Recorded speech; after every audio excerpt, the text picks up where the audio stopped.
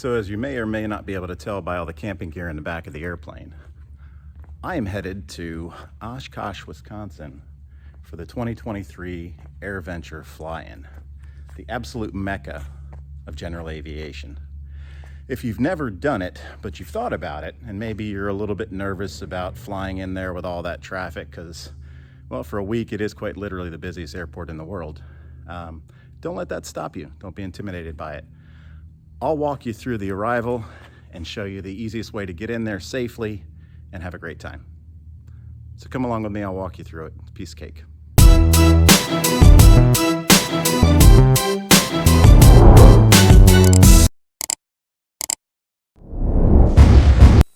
So I'll talk a little bit about flying into Oshkosh. If this audio doesn't come out really good, I'll do a voiceover of that. But anyway, like I mentioned, you know, Oshkosh, it's the busiest airport in the world for 1 week out of the year. But at the same time, the safety record is fantastic. And it's actually a really interesting area to fly into if you haven't done it. I highly recommend it because, you know, despite the fact that it's a lot of aircraft converging on one airport, it's all well choreographed, right? So the first step and the most important thing to do is to download the official notice that's put out by the Experimental Aircraft Association, EAA. So you go to their website, EAA.org. You'll see a link there for Airventure, and then scroll down and you'll see the official notice. It's about a 30-page book, and there's a lot of different types of arrivals, right? So not everything is going to apply to you. There's a section for warbird arrivals. There's a section for turbojet aircraft. There is a section for IFR arrivals versus the VFR arrivals. So read through the whole document. It's a good idea to get familiar with it all, but obviously if you're not flying in a warbird, then you really don't need to worry too much about how the warbirds come in there unless you're just curious about it. So the primary arrival that most general aviation aircraft are going to use going in there is known as the FISK Arrival. And the FISK Arrival, it's a visual arrival, and there's a bunch of waypoints that are all set up on the ground using a variety of lakes as landmarks, moving out further and further west from the airport. The arrival itself officially starts at a town called Ripon. However, you're almost never going to start the arrival at Ripon because there's so much traffic, they got to start the conga line further out, right? So if you pull up the official notice and then look at the VFR Fisk Arrival on there, you'll see all the waypoints that I'm talking about. What I do is I put all those waypoints in a little micro flight plan in my iPad, so I've got them all laid out. I'll load the same thing into my Garmin 530 so I can track over that. But if you don't have any of that stuff, the arrival's built for that case as well. All those landmarks, like I said, when you pull up the VFR chart, you'll see those as landmarks around several lakes that are very prominent. So where do you start? Well, the first step is once you get in the air, I think where they want you to do it maybe within about 60 miles of that airport is pull up the ATIS, the arrival ATIS for Oshkosh, which is in that notice as well. And that will tell you at that point in time where they're starting the arrival, which waypoint to proceed to first. So you'll head for that waypoint. Approaching that waypoint, you want to get your aircraft down to 90 knots and 1,800 feet. And that's the way it read the last time I read the notice, so double check me in on that. But essentially they want all aircraft at the same speed, same altitude. If you can't do 90 knots, like your aircraft is just going to fall out of the sky at 90 knots literally, then you can do it at a higher altitude. I believe it's 2,300 feet, and I believe it's 130 knots, but don't quote me on that. But either way, you get yourself to the altitude, the airspeed, and then get your head on a swivel looking for other aircraft, and you're all just going to kind of merge into that point, form up on a conga line. And then you're just going to follow the guy in front of you. They want everybody about a half mile in trail, maintaining that airspeed. don't want you doing a bunch of S-turns or anything like that, so manage your speed as you need to. And bear in mind, there may be aircraft in front of you that 90 knots is kind of like their top speed, if at all. Some, maybe not even able to make that. So, you may be in a situation where you're going to have to add a little flaps or whatever it takes to slow yourself down as much as you need to maintain the spacing on the guy in front of you. So you'll follow in line, and you'll monitor an arrival frequency at this point. Charlie, just maintain VFR and the reason you're monitoring that is if things get bogged down at the airport, they may start going into a holding pattern at one of those fixes. Again, the fixes are all kind of at the bottom corner of a lake, so all that happens is if they say they're holding at, let's say, Endeavor Bridge, then when you get to that fix, just plan to start orbiting around the shoreline of that lake. I believe it's all left-hand traffic, but again, that's all in the book. And so you'll just follow the conga line. Everybody's going to be doing the same thing, start orbiting around there. And then eventually they'll open it up and tell you guys to start proceeding inbound. So you just follow the guidance on that. So you'll continue proceeding inbound, again following the conga line.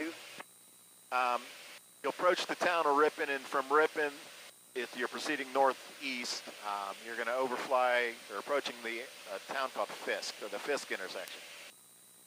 On the ground at Fisk, they've got some aircraft spotters that are down there with radios. They're going to be talking to you. The other thing about this whole procedure is you don't talk, you just listen. You'll acknowledge everything with a wing rock unless they specifically ask you to acknowledge something. So you'll approach Fisk, and as you approach Fisk, the guys on the ground are going to spot you, and they're going to call you out based on your aircraft type and color. And obviously, if you're flying a Mooney and they call you a Cirrus, Remember 8875 Lima. Don't be insulted. They do their best. Anyway, they're usually going to call you, low wing Viper, high wing Cessna, 8875 Lima. It's 3002. blue wing Viper, something like that. And they'll ask you to rock your wings to confirm ID. So you'll do that. And then one of two things is going to happen. They're either going to tell you to proceed directly eastbound, and that's going to set you up basically on a base leg for one of the north-south runways. There's actually only one runway normally at Oshkosh that runs north-south, but they're also making the first parallel taxiway to the east a secondary runway. So you're either going to have, 3-6 right, 3-6 left, or 1-8 right, 1-8 left. So they'll either send you eastbound, you'll just turn due east and follow that. And then at some point they'll tell you to switch to tower, you'll monitor that. Or they're going to tell you to continue northeastbound following over the railroad tracks. And that is going to set you up for either a straight in to runway 9, or it's going to put you on a downwind, come around for runway 27. And again, you'll go to a tower frequency at the appropriate time. There are 2 tower frequencies. That east-west runway is on one frequency. The north-south runways are going to be on a separate frequency. Again, that is in the document. So, good suggestion is to have that document printed out in your aircraft with you so you can switch to the appropriate page.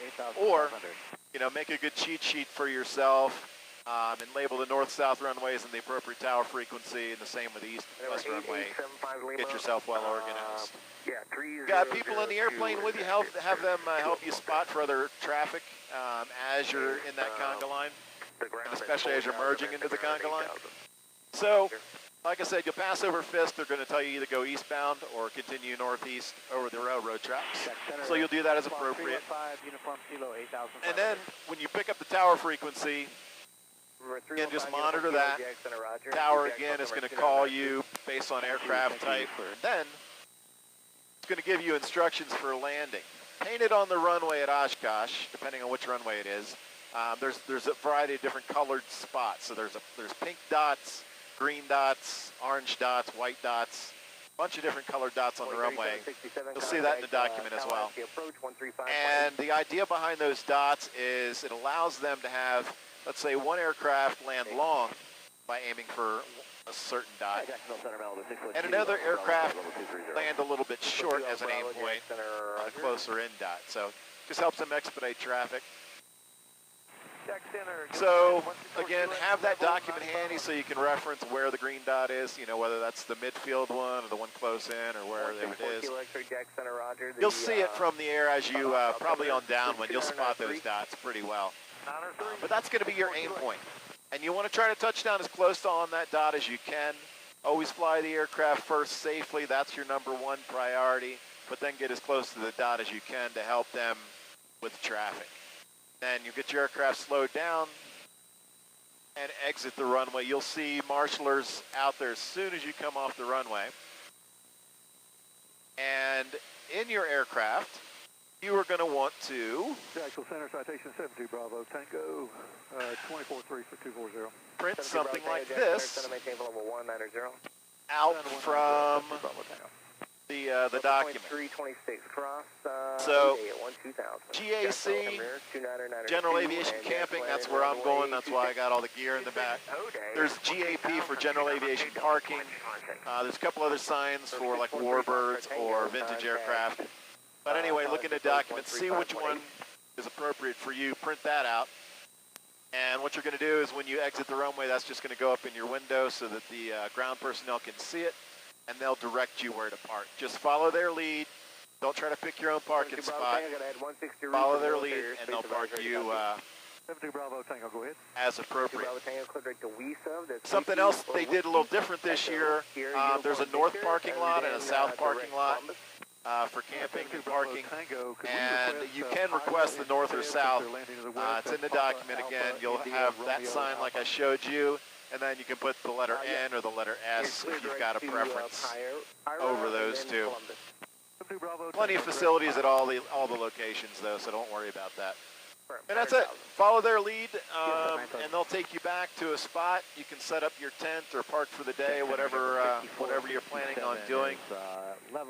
It's going to be a long taxi, more than likely. Plan on probably a good 20 or 30 minutes on the ground. One suggestion I do have is stop somewhere for gas, probably 20 or 30 minutes from the airport, and fuel up. They do have fuel trucks that run around Oshkosh, and they can take care of you there, but it's a little bit easier just to get it done before you get there. And that way you've got plenty of gas in case you get into a holding situation near the airport or have to divert up to Appleton or somewhere else. And then again, it's a long taxi on the ground, both going in, and then also when you're getting ready to depart, you can be on the ground for a long time taxiing, depending on how busy things are. So you don't want to be running tight on fuel at that point. So plan ahead for that. Get your gas off airport's what I do. What I'm doing today, I did the same thing last year. Day one, I'm going to fly myself to probably Madison, Wisconsin is what I'm thinking, and I'll overnight there. That's only about 15, 20-minute flight in the morning from Oshkosh. So that way I can get nice rest and everything, get up early, and then get in there early. I'm flying in today, Saturday. The air show doesn't start till Monday, so I'm going up a little bit early. So tomorrow I can go in pretty much any time I want. But if you're flying in during the week when the air show has started, or it's all going on, the air show performance, check the notice, but typically roughly about 12 o'clock to about 6 o'clock is kind of how that runs daily. So if you're planning to fly in during the week, you've got to plan to be on the ground before that time. Not approaching the airport, but on the ground ahead of that. So my recommendation is, if you're making a pretty long cross country like I am, get yourself close the day before. That way in case weather pops up or something like that, you don't have to sweat it, you're not rushed. And that way you can get up the next morning and just get in there nice and early, 7, 8 o'clock, something like that. And that'll also probably reduce the amount of traffic you're going to contend with. Your other option is to come in after the air show, which again, I think around 6 o'clock is when it ends, but check the notice and also check the ATIS. In case they started late, they may run late. Because I do see people coming in the evenings, and it seems like in the evenings is maybe a less busy time than the mornings. And it's, it's summertime, so you've got plenty of light to work with. So, if you arrive at you know, 7 p.m., something like that. You still got time to pitch a tent and everything, 72 but Bravo Tango. I just like getting there and setting up early, so your preference on it. 101000, 72 Bravo Tango. 202 Bob Echo to So that's it. maintain, I mean, it's a good 7000. time. If you've never been to Oshkosh before, it is a staggering amount of 54, airplanes. 57, center maintain 1000. Air shows running all afternoon every day. 50, Wednesday Savannah, night, Saturday night, there's a nighttime air show, which if you have not seen that, that is worth staying for. So, yeah, either plan to be there Wednesday night or Saturday night as part of your trip for sure. Yeah. Didn't know you could shoot fireworks out the tips of aircraft wings, but apparently you can. So check that out. Lots of hands-on workshops. You know, if you want to learn something about building airplanes, riveting, welding, working on engines, fiberglass, tons of workshops that are hands-on all day long going on, and a variety of other things, seminars, you name it, it's happening there. So, yep, it's a great time. All right.